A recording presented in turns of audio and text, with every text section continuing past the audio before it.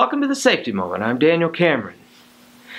When we look at root causes of workplace incidents, we often think of a handful of common root causes, right?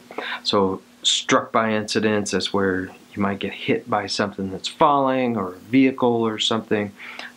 There's slips, trips, and falls. I think that's obvious. Distractions, fatigue. Fatigue may cause distractions. Fatigue and distractions may cause some of the other root causes we just went over. And when we think about ways to solve these problems ahead of time, we often think about things like a change in workplace culture, having people thinking about safety differently. You hear me talk about it all the time on here. But better training, engineering workplace safety, right? Putting things in measures in place before the work stops, proper supervision, maybe more supervision, and all these are correct and all these are good. But sometimes it feels like maybe we need to look even further, and some interesting things come across. As I used to be quality manager on a project, and it was for about a year and a half. And in that period, my idea was to get everybody obsessed with quality. And as I was running around through the literature, looking online and whatnot, trying to find things that would do that, would get people excited and thinking about quality all the time, a lot of things came across with safety. And actually, I came across that there's this correlation between safety and quality. And there's this outfit, BBI Services, from Northamptonshire, England. And they have this article out there, and it flat out says 39% of all injuries in construction are due to rework. And that was like, ding, there it is. It sent me down a rabbit hole. I found some more stuff here that we can get into, and that's actually the whole idea of today's episode. But first, we have our first safety moment, and I'm really excited to share this one with you.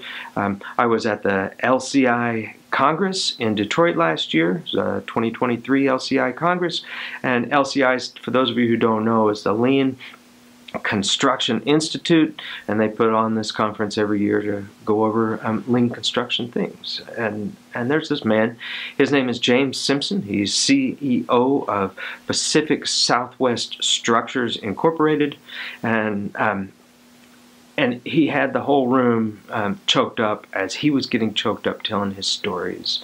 Very passionate about safety, and so I'm really excited to share. I approached him, asked him if he would be interested in doing a safety moment. I told him about the channel, and he was super excited to do it. So without further ado, Mr. James Simpson and our very first safety moment. Safety means to me about making sure that every one of our employees is safe. It also means that I never have to make a phone call to someone's loved one to tell them they're hurt or they're injured. When you have someone's loved one ask you, say, hey, my loved one is hurt. How do you answer that? You can't answer that. So my goal and what safety means to me is to never make those phone calls, never put anybody in. It's not about my EMR, my DART, or my stats. It's about making sure that everybody goes back to their loved ones. All right, we're back. I want to say thanks again to James Simpson for helping us with our very, very first actual safety moment here on the Safety Moment channel. So that's the idea of putting together a safety moment. His was pleasant about what he believes is so important about safety and having to make that call. And I can't imagine it, and he's had to make the tough call before. So let's get down to business here. So what we're talking about today. So back to BBI Services, the folks from England. They say 39% of all construction injuries happen during rework, right? So they go on to talk about 70% workers are 70% let me restate that, sorry. Workers are at a 70% greater probability of being injured during rework. Now they are citing an article here by I'm just going to say last names, Morrison, Love, and Teo, who actually cite this article here and then go on and do their own work. In this particular article that Morrison et al. are doing, they look at 500 construction projects. If you see me looking down, it's because I've got my laptop open here, I've got notes here, I've got stories here, or papers here to look at, so I'm kind of busy getting it all together here to talk to you. So I wanted to go over this article. John Wanberg, Chris Harper, Matthew Hallowell, and I apologize, please forgive me, Professor, for if I am saying your name terribly wrong, but Satyanarayanan Rajendran. So from here forth, this article will be referred to as Wanberg et al., and Professor Rajendran will be referred to as Dr. Rajendran or Professor Rajendran. But anyway, these folks, this was actually the very first article or study they published in the American Society of Civil Engineers in 2013.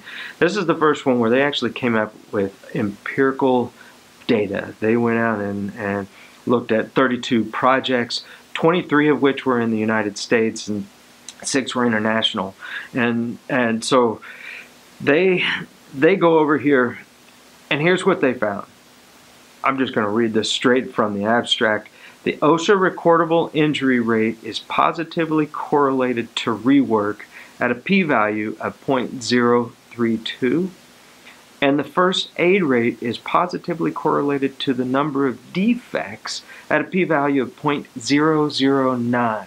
So real quick about p-value, it is a statistical measurement, and the idea is to it's used to validate hypotheses against observed data, right? So the lower a p-value number is, the increased statistical significance there is. So if you get a p-value that is less than 0.05, it is generally considered to be statistically significant. So what they're saying is that recordable injury rate is positively correlated to rework, and the first aid rate is positively correlated to the number of defects. That these are statistically significant numbers, and they go on in here to talk about the details of how they came up to this, and but it's fascinating. Like, there is a direct relationship between safety and quality. I mentioned Morrison and Love and Teo. Well, these folks, along with Matthew Grove, had another article from 2016 that was in the American Society of Civil Engineers, and they go on to talk about also further in here, and these guys have gone on to continue. These are professors. This is what they do. They study these relationships. Went on, found another article, and I'm not even going to try to ruin these people's names with my terrible pronunciations, but so I'll try with their last names: Sarandi, Momini, and Tabatabe. I tried to pronounce that before we came to record, so I apologize, Professor, for my terrible pronunciation. Journal of Civil Engineering Research in 2018, and this is from Iran, and these folks are finding the same thing. And they're, so what's fascinating is they are going in here, and they're I'll read again, going back to Wanberg et al., the 23 article from American Society of Civil Engineers. These individuals indicate that the most compelling reason for the strong positive correlation between rework and injuries is the fact that rework involves demolition, schedule pressure, and unstable work processes.